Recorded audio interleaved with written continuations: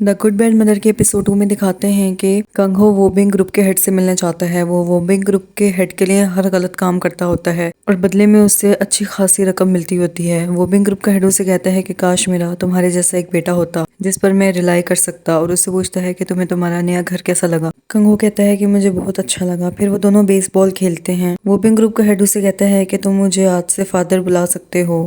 कंगहो मुस्कुराता है और कहता है कि क्या वाकई मैं ऐसा कर सकता हूँ। वोबिंग ग्रुप का हेड कहता है कि मैंने आज से पहले तुम्हें कभी दिल से मुस्कुराते हुए नहीं देखा। फिर दिखाते हैं कि कंगहो अपने ऑफिस में जा रहा होता है। उसके ऑफिस के बाहर एक शख्स बैठा होता है और प्रोटेस्ट कर रहा होता है कि मेरे बेटे ने कुछ नहीं किया, वोबिंग ग्रुप के चेयरमैन के ग्रैंडसन ने ये सब किया है। कंगहो को पता होता है कि वो सच कह रहा है, लेकिन वो फिर भी उसे इग्नोर करके आगे बढ़ जाता है।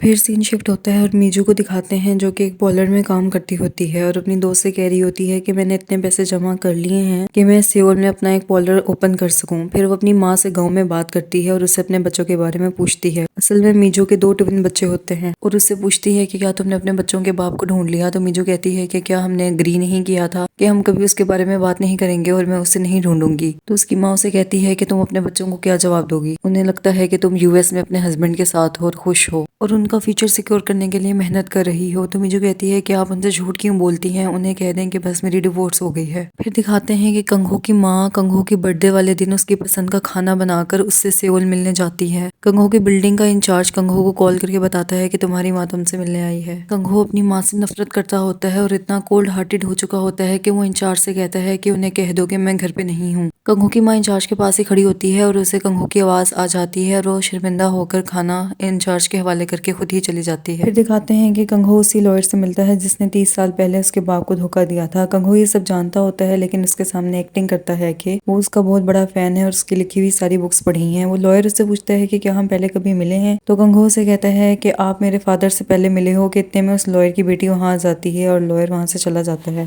फिर सीन शिफ्ट होते हैं और दिखाते हैं कि उस लॉयर की बेटी एक क्लब में होती है और कंगहो जानबूझकर उसे अप्रोच करता है और ड्रग के इल्जाम में उसकी तलाशी लेता है। वो लड़की कहती है कि तुम जानते नहीं हो कि मैं किसकी बेटी हूँ, तुम पछताओगे, मैं कोई ड्रग यूज नहीं करती। लेकिन कंगहो उसकी नहीं सुनता और उसका ब्रांडेड बैग फाड़ देता है। उसके अंदर से एक मेडिसिन निकलती है। कंगहो पूछता है ये क्या है, तो लड़की कहती है कि ये ड्रग्स नहीं है, ये मेडिसिन है। इतने में डॉक्टर आकर बताती है कि इनके ब्लड में से कोई ड्रग नहीं मिला, सारे टेस्ट नेगेटिव आए हैं। लॉयर की बेटी कंगहो को थप्पड़ मारती है। कंगहो से सॉरी कहता है तो लॉयर की बेटी कहती है कि तुमने मेरा ब्रांडेड बैग फाड़ा, तुम्हारी इतनी औकात नहीं कि तुम मेरा नुकसान पूरा कर सको, और वहां से चली जाती है। अगले दिन कंगहो वहां पहुंच जाता है जहां लॉयर की बेटी मॉर्निंग एक्सरसाइज करती होती है और उससे कहता है कि मैं तुम्हारा बैग ले आया हूँ। लड़की हैरान होती है कि मेरा बैग तो लिमिटेड एडिशन था, तुम कैसे ले आए। तो कंगहो से कहता है कि तुम्हारे फादर वेल रिस्पेक्टेड लॉयर है, उनकी रेपुटेशन खराब करना बंद करो, आइंदा से ये बैग इस्तेमाल करना। और उसे एक फ्रूट देता है और कहता है कि तुम्हें जो बीमारी है ये एक नेचुरल ट्रैंक्विलाइजर है, ये खाने से तुम्हें मदद मिलेगी। वो लड़की कंगहो को पसंद करने लग जाती है और अपनी बर्थडे वाले दिन कंगहो को अपने पेरेंट्स से मिलवाने लेकर जाती है।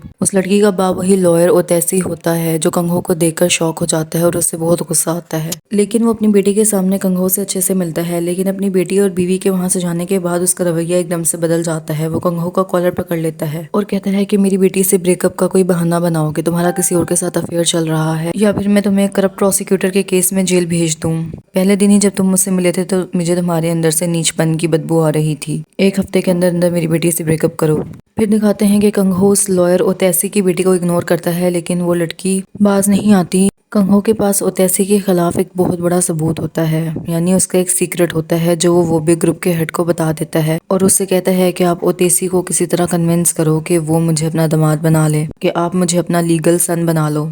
मैं आपको वो ओरिजिनल पेपर्स दे दूंगा जो ओतैसी के खिलाफ हैं। इस तरह ओतैसी जो कि फ्यूचर प्रेसिडेंट बनने वाला है वो आपके हाथों में होगा और मेरा मकसद भी पूरा हो जाएगा। वो भी ग्रुप का हेड मान जाता है क्योंकि इसमें उसका भी फायदा होता है। अगर उसे ओतैसी के खिलाफ सबूत मिल जाए तो वो भी ग्रुप को बहुत ज्यादा पावर मिल जाएगी। वो भी ग्रुप का हेड ओतैसी से मिलने जाता है और उसे उसका सारा काला चिट्ठा सुनाता है और कहता है कि कंगहो के पास तुम्हारे खिलाफ बहुत बड़ा सबूत है, अगर उसने वो प्रूफ दिखा दिया तो तुम्हारा प्रेसिडेंट बनने का ख्वाब खत्म हो जाएगा। इसलिए मुझे लगता है कि तुम्हें उसकी ऑफर मान लेनी चाहिए और अपनी बेटी के साथ उसका रिश्ता कर देना चाहिए, और मैं उसे अडॉप्ट करने वाला हूँ जो बाद में मेरा बिजनेस इनहेरिट करेगा, इसलिए तुम्हें अब उसके स्टेटस से भी कोई मसला नहीं होना चाहिए। फिर सीन शिफ्ट होता है और मीजू को दिखाते हैं जो अपना पार्लर खोल लेती है और अपनी फ्रेंड के साथ बहुत खुशियां मना रही होती है। वो अपनी फ्रेंड पर ट्रस्ट करके उसे सीईओ बना देती है और वो खुद उस पार्लर की ऑनर होती है। वो कहती है कि अब मैं इससे ढेर सारा पैसा कमाऊंगी और अपने बच्चों को सारी फैसिलिटीज दूंगी। फिर कंघो और लॉयर की बेटी को दिखाते हैं। कंघो लॉयर की बेटी को अपनी माँ से मिलवाने के लिए गांव लेकर जा रहा होता है। दूसरी तरफ कंघो की माँ तैयारियां कर रही होती है और बहुत खुश होती है कि उसका बेटा आ रहा है। कंघो वहाँ पहुँचता है तो उसकी माँ उसे मिलकर बहुत खुश होती है और लॉयर की बेटी को एक डायमंड सेट गिफ्ट करती है। कंघो उस लड़की से कहता है कि तुम बाहर जाओ। जब लॉयर की बेटी बाहर चली जाती है तो कंघो अपनी माँ से कहता है कि इस अडॉप्शन एग्रीमेंट पर साइन कर दो। कंघो की माँ शॉक हो जाती है और उससे कहती है कि ये सब क्या है, मैं तुम्हारी माँ हूँ।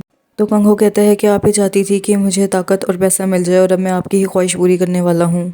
ये सुनने के बाद कंघो की माँ के पास कोई अल्फाज नहीं रहते और वो अपने दिल पे हाथ रख के उस एग्रीमेंट पर साइन कर देती है। एग्रीमेंट साइन होते ही कंघो वो पेपर उठाकर वहाँ से जाने लगता है तो उसकी माँ उसे रोकती है कि खाना खाकर जाना। तो कंघो कहता है कि जब मैं छोटा था तो तब तो आपने कभी मेरे साथ खाना नहीं खाया, तो अब क्यों कह रही हो। कंघो बहुत कोल्ड हार्टेड हो चुका होता है और वो अब अपनी माँ से नफरत करता होता है। यंग सुन के बहुत रोकने के बावजूद भी कंघो वहाँ से चला जाता है और ये देखकर सारे गाँव वाले भी अपसेट हो जाते हैं। कंघो भी पूरे रास्ते इमोशनल होता है। वो पानी पीता है और उसके बाद उसे नींद आने लगती है। लॉयर की बेटी कहती है कि मैं गाड़ी ड्राइव कर लेती हूँ, लिहाजा वो लड़की गाड़ी ड्राइव करने लग जाती है और उसका स्कार्फ हवा में उड़ जाता है। वो स्कार्फ उठाने के लिए गाड़ी रोकती है और गाड़ी से बाहर निकल जाती है। इतने में एक बहुत बड़ा ट्रक आकर कंघो की गाड़ी को पीछे से टक्कर मारता है। लॉयर की बेटी पीछे भागती है लेकिन इतने में कंघो की गाड़ी नीचे खाई में गिर जाती है और यहाँ पर द गुड बैड मदर की एपिसोड 2 खत्म हो जाती है।